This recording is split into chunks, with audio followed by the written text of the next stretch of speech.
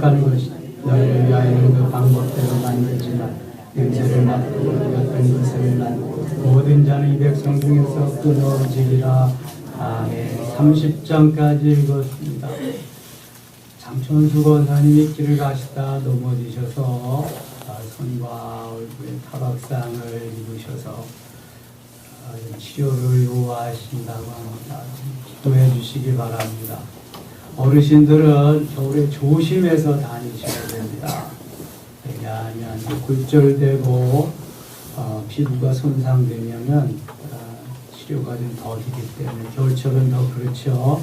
조심스럽게 좀 다니시면은 좋겠습니다. 하나님이 우리를 지켜주시는데 또 내가 돌불이 걷어차면은 아프잖아요. 또 넘어질 수도 있고 잘 살피시면서 특별히 새벽에 이렇게 가시는 길 조심해서 다니시면 좋겠어요.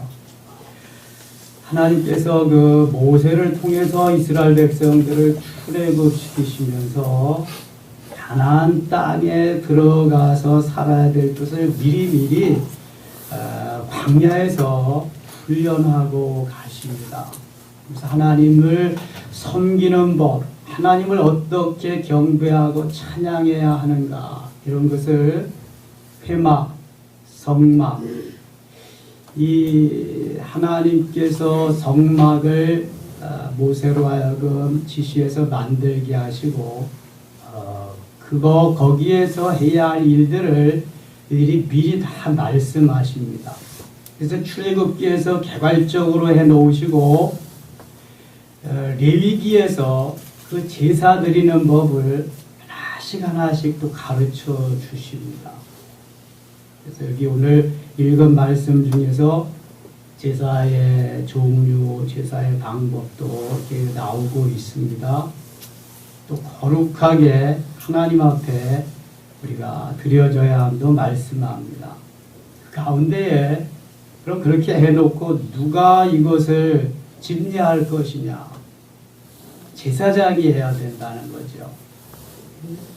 제사장은 그럼 어떤 옷을 입고 어떻게 해야 될 것인가 또 일일이 다 말씀하십니다.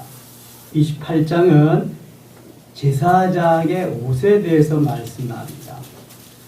하나님이 모세를 지도자로 세우셔서 모든 것을 다 총괄하게 하시되 아론을 제사장으로 삼으셔서 아론의 가문을 제사장의 가문으로 끌고 가십니다.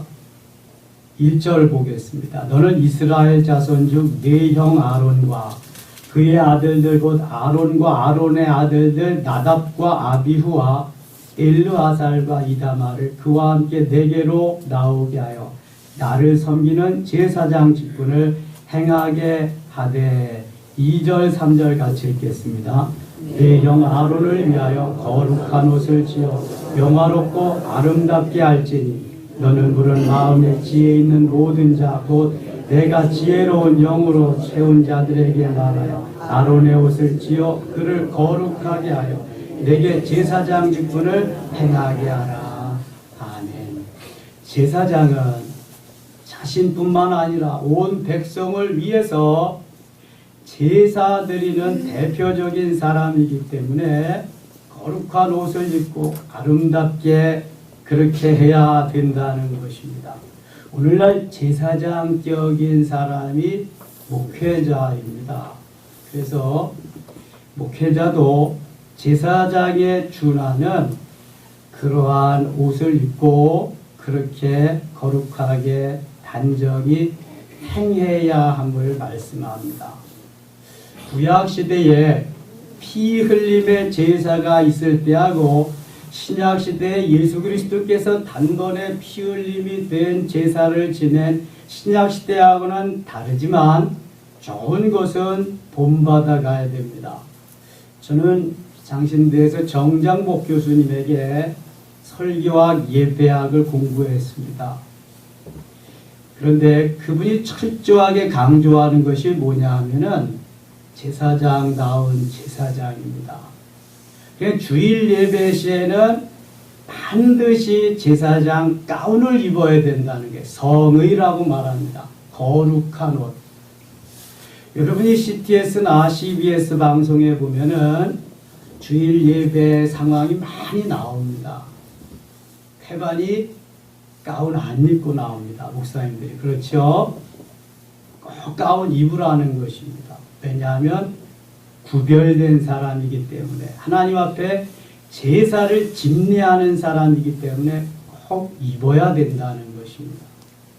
저는 그래서 새 식구가 개척해서 주일날 한 번도 가운을 입어보지 않은 날이 없습니다. 꼭 가운을 입고 주일 예배를 집례합니다. 가운은 제사장으로서 마땅히 입어야 되고 집례자로서 거룩한 옷인 거죠. 그런데 또 가운을 입는데 여러분 이상한 가운을 보게 됩니다. 방송에 보게 돼요. 무슨 가운이 있을까요? 박사 가운이 있습니다. 여기다 3개 띠 두른 거 박사 가운입니다.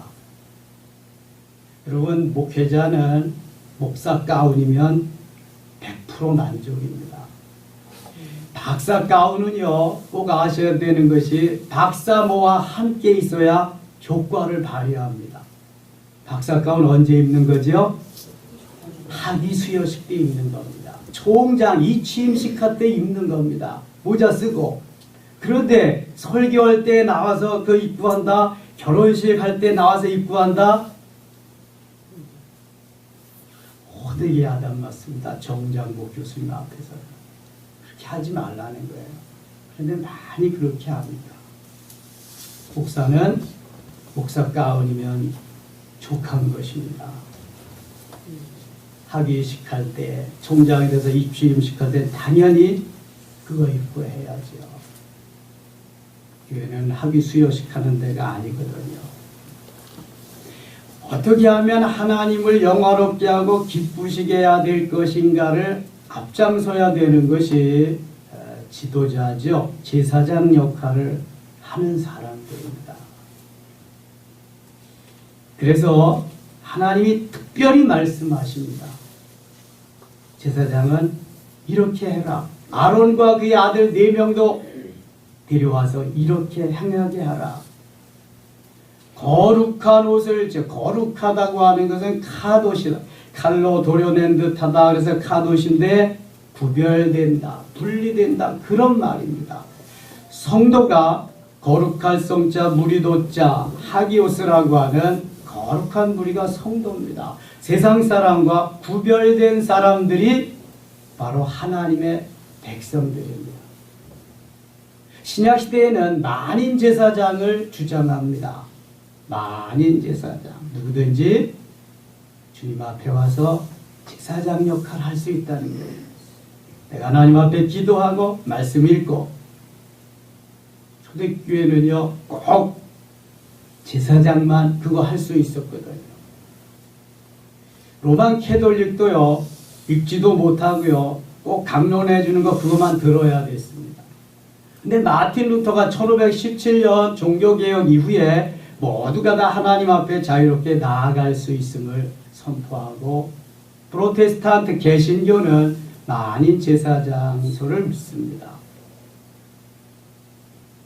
그렇다고 모두가 다 여기 와서 할 수 있는 건 아닙니다. 강당에 서서 신학 공부한 사람들이 해야 되는 거고요. 특별히 목사에게는 성례전 행할 권리하고 축도할 권리를 주셨습니다. 목사 임직하지 않은 사람은 성례전 집례와 축도를 할 수 없습니다. 목사만이 할 수 있는 것입니다. 그렇다고 한다면 우리 성도들도 만인 제사장이라면 주일날, 다른 예배 빼고 주일날은 깨끗하게, 정갈하게, 정결하게 그렇게 옷매무새도 차리고 와야 됩니다. 저는 주일날은 남자들은 정장하고 여자들도 정장에 준해서 그렇게 예배드리러 와야 된다고 주장하는 사람입니다. 요즘은 교회가 점점 세속화되어 가기 때문에 대충 오는 사람들도 많아요. 그러니까 목사들도 죄송합니다, 여러분. 가운 안 입고 그냥 양복 차림으로 말씀 전하는 그런 데도 많이 있고요.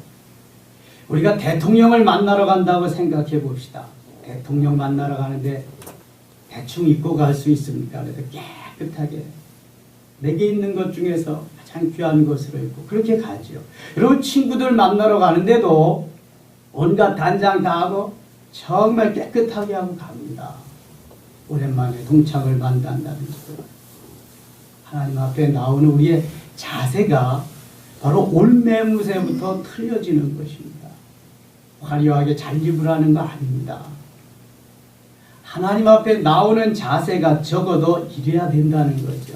제사장의 자세는 더욱더 말할 나위가 없다는 것입니다. 여러분 제 얘기를 잘 이해하셔야 됩니다. 그래야지 목사님이 좋은 옷 입고 오라고 그랬어. 난 좋은 옷 없어서 나 교회 못 나가. 이러면 곤란해지는 거예요 이게. 그러니까 이야기는 처음부터 끝까지 잘 듣고 소화를 해야지. 딱 다른 사람에게 전할 때는 그 가운데 부분만 딱 따가지고 얘기한다고요. 듣는 사람은 오해하는 거죠. 여러분 그러시면 안 됩니다. 하나님이 무엇을 기뻐하시는가? 우리가 하나님 앞에 나아갈 때는 어떻게 행해야 되는가를 이제 다 말씀합니다. 그리고 그 제사장에게 판결 흉패를 주십니다. 우림과 둠밈이라는 겁니다. 30절 보겠습니다. 너는 우림과 둠밈을 판결 흉패 안에 넣어 아론이 여호와 앞에 들어갈 때에 그의 가슴에 붙이게 하라. 아론은 여호와 앞에서 이스라엘 자손의 흉패를 항상 그의 가슴에 붙일지니라.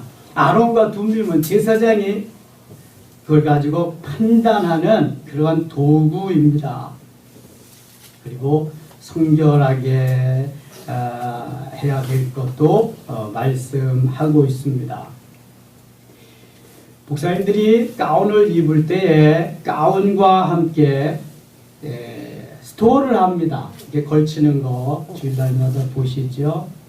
못 보신 분은 스마트폰에 들어가서 좀 보시고요. 스토어는 예전 색깔을 의미합니다. 지금이 사순절이다 그러면 반드시 보라색 색깔의 스토어를 해야 됩니다. 이게 예전 보라색 색깔을 해야 되는 거예요. 부활절 절기다 흰색 스토어를 해야 되고, 주연절이다 그러면은 연두색, 녹색 그 색깔을 해야 되고, 박사 가운에는 후드를 하게 되어 있습니다. 후드, 박사 종류에 따라서 후드 색깔이 다르죠. 후드를 해야 되는 것입니다.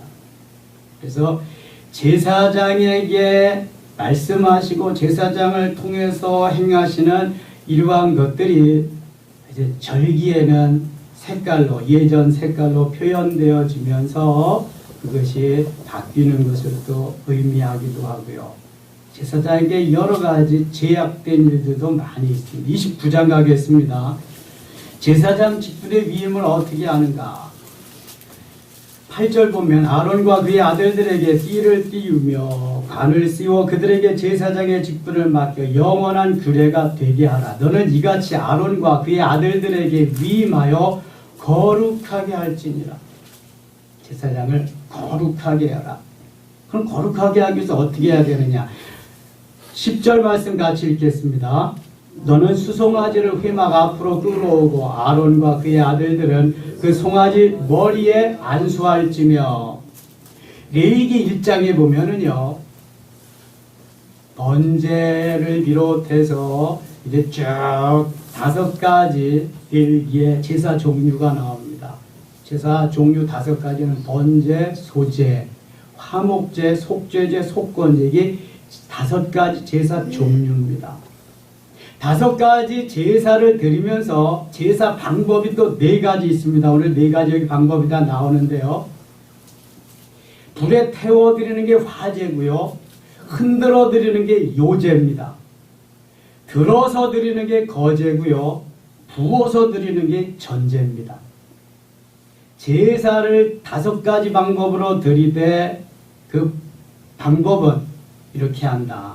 제사 종류가 5가지, 방법이 4가지가 있는데 여기 아론의 후손들, 아론과 그의 아들들 제사장들은 먼저 자기의 죄를 용서받기 위해서 제물을 드립니다. 제물을 드리는데 제물을 드릴 때는 반드시 죄인이 그 죄물의 머리에 안수합니다. 죄를 전가시키는 겁니다. 그래서 죄인이 목을 따야 됩니다. 목을 따서 피가 나면은 제사장은 그 피를 갖다가 제단에 붓는 겁니다. 그 다음에 껍질, 가죽을 벗깁니다. 누가 벗길까요? 죄인이 벗기는 겁니다. 죄인이 레위기 1장에 가면 다시 나옵니다. 그리고 각을 뜹니다. 누가 뜰까요? 죄인이 뜹니다. 죄인이. 그럼 그 각을 뜬 거 그거 갖다가 장작불 위에다가 놓고 불사라 드립니다. 그건 누가 할까요? 그건 제사장이 합니다. 제사장. 그러니까 피를 갖다 붓는 건 제사장 몫이요, 불태워 드리는 건 제사장 몫인데 죄를 전가하고 껍질을 벗기고 각을 뜨는 건 죄인이 하는 겁니다. 레위기에 가서 그건 다시 하겠습니다. 그게 아론과 그의 아들들이 먼저 송아지 머리에 안수합니다. 자기 죄를 위한 거니까. 너는 회막문 앞 여호와 앞에서 그 송아지를 잡고 그 피를 네 손가락으로 제단 뿔들에 바르고 그 피 전부를 제단 밑에 쏟을지며 내장에 덮인 모든 기름과 간 위에 있는 꺼풀과 두 콩팥과 그 위에 기름을 가져다가 제단 위에 불사르고 그 수소의 고기와 가죽과 똥을 짐 밖에 불사르라. 이는 속죄제니라. 15절 같이 읽겠습니다. 너는 또 순양 한 마리를 끌어오고 아론과 그의 아들들은 그 순양의 머리 위에 안수할지며. 16절 너는 그 순양을 잡고 그 피를 가져다가 제단 위에 주위에 뿌리고. 이거는 제사장 자신을 위한 그러한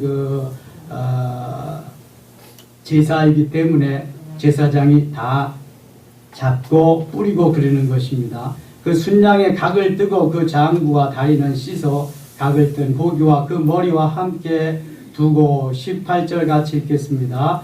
그 순양 전부를 제단 위에 불사르라. 이는 여호와께 드리는 번제요 이는 향기로운 냄새니 여호와께 드리는 화제니라. 화제, 불에 태워서 드리는 게 화제라 그랬습니다.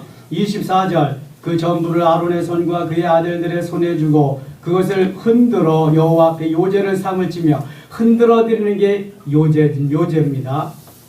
오늘날도 천주교 예식에 가보면은요, 흔들어서 드릴, 그것도 이렇게 높이 들고 하는 그 캐톨릭식으로 장례식 치를 때 가보면은 그런 거 볼 수 있습니다. 개신교는 거의 뭐 이런 거 안 하죠. 우리 개신교는 이미 히브리서에 보면은 예수께서 단번에 다 피 흘림의 제사를 드렸기 때문에 사실은 피 흘림의 제사가 필요 없어요. 그래서 우리는 이렇게 주님 앞에 와서 회개하고 예배 드리는 거예요. 주님이 받으시는 거예요. 이게 개신교에 좋은 점이 많이 있습니다. 그래서 25절 너는 그것을 그들의 손에서 가져다가 제단 위에서 번제물을 더하여 불사르라. 이는 여호와 앞에 향기로운 냄새니고 여호와께 드리는 화제니라. 화제는 불에 태워서 드리는 게 화제입니다. 너는 아론의 미임식 순양의 가슴을 가져다가 여호와 앞에 흔들어 요제를 삼으라. 이것이 내 분깃이니라. 요제 흔들어 드리는 거. 28절 이는 이스라엘 자손의 아론과 그의 자손에게 돌릴 영원한 분깃이요 거제물이니 곧 이스라엘 자손이 화목제와 제물 중에서 취한 거제물로서 여호와께 드리는 거제물이니라. 들어올리는 거 거제물. 42절로 가겠습니다. 이는 너희가 대대로 여호와 앞 희망문에서 늘 드릴 번제라. 내가 거기서 너희와 만나고 내게 말하리라.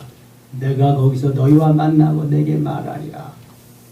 하나님이 아브라함에게 말씀하셔서 아브라함이 그 아들 이삭을 번제로 드리는 장면이 창세기 22장에 나오지요. 43절 내가 거기서 이스라엘 자손을 만나리니 내 영광으로 말미암아 회막이 거룩하게 될지라. 회막이 내 영광으로 거룩하게 되리라. 너희들이 드리는 제사를 통해서.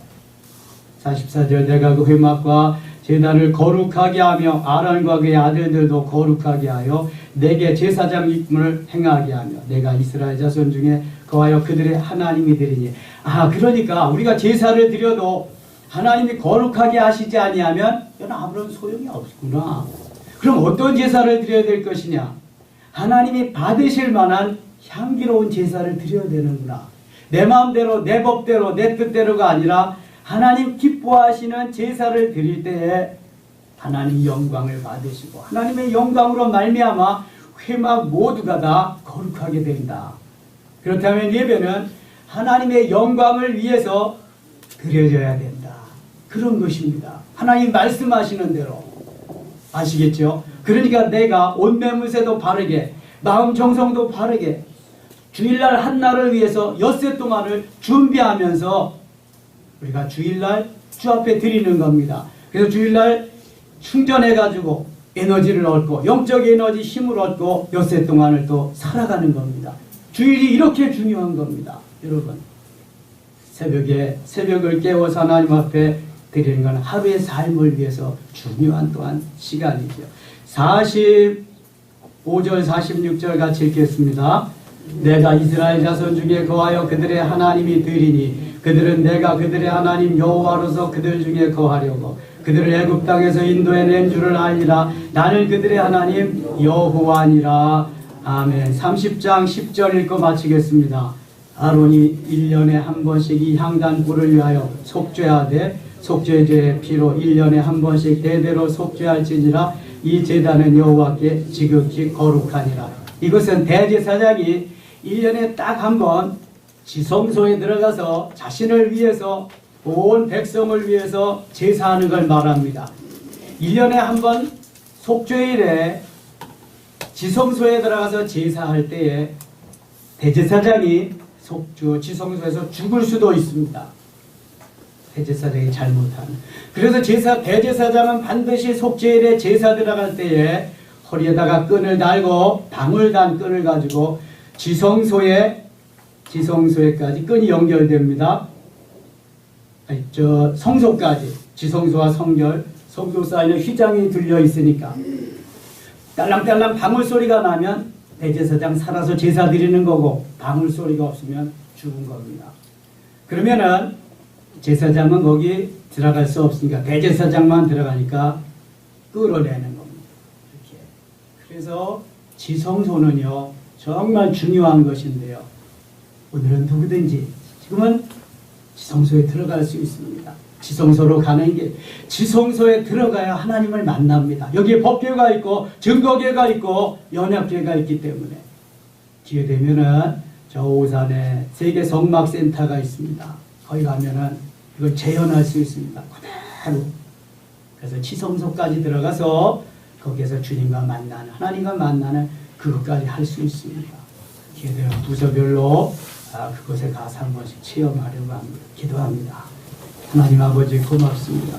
오늘도 주님 함께 하시고 도우시고 우리를 통해 역사하시니 감사합니다. 오늘 하루도 주 안에서 승리케 하여 주옵소서. 지성소에 들어가 주님을 만나게 하여 주시옵소서. 예수님의 이름으로 기도드리옵나이다.